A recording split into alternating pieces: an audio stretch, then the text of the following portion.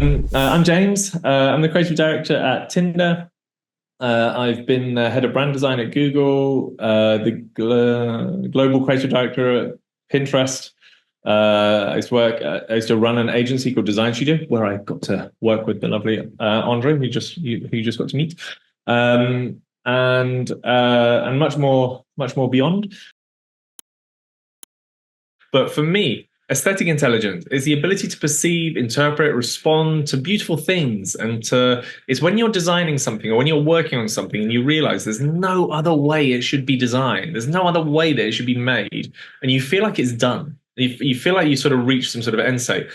In my entire career, and that's happened maybe twice, maybe three times.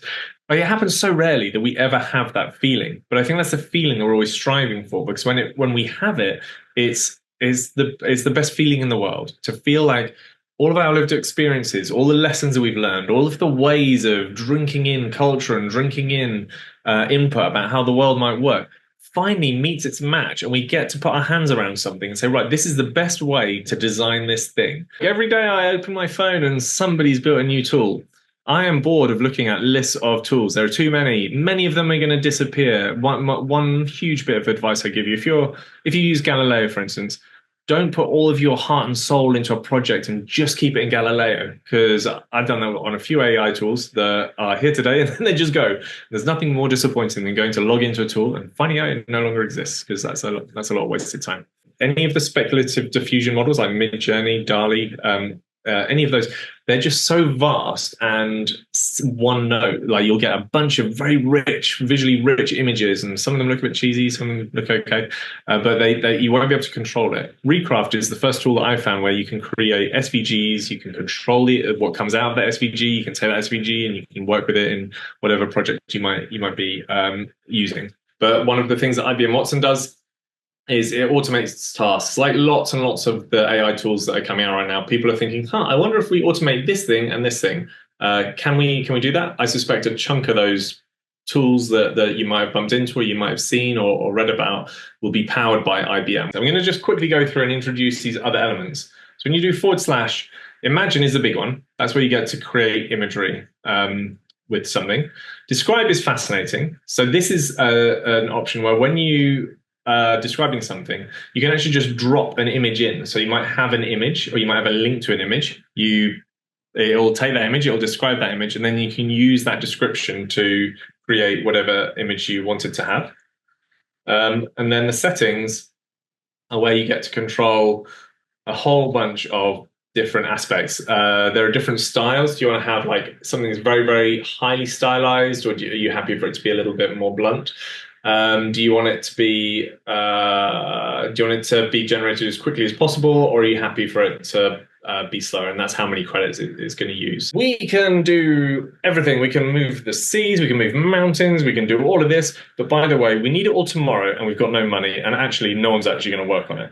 So being really real about the capabilities of the company or the teams that you're working with and what they can actually support is going to become ever more important, especially as lots of these AI tools are going to enable a lot of people to produce a lot of stuff that will undoubtedly look a lot more real. But then we'll have to work out, who's got the capabilities to actually take an idea and shape a real meaningful campaign, or take an idea and build a real meaningful brand, or take an idea and build a real meaningful design solution to a problem. And that's not going to happen because of AI doing it. That's going to happen because people that understand the fundamentals of design will know how to use a tool to solve that particular problem. I think this is the best example of how AI can help you recontextualize and re-understand massive amount of data. It's got this thing here, the deep dive conversation, 2 hosts, English only. You click generate, and it will generate a podcast of whatever the data is that you've put into Notebook LM. And the podcasts are eye-wateringly good. I think the smarter we are at using those tools, understanding how to use those tools, it's going to give us so much more scope to think about how do we bring concepts to life at speed, concepts that the world needs.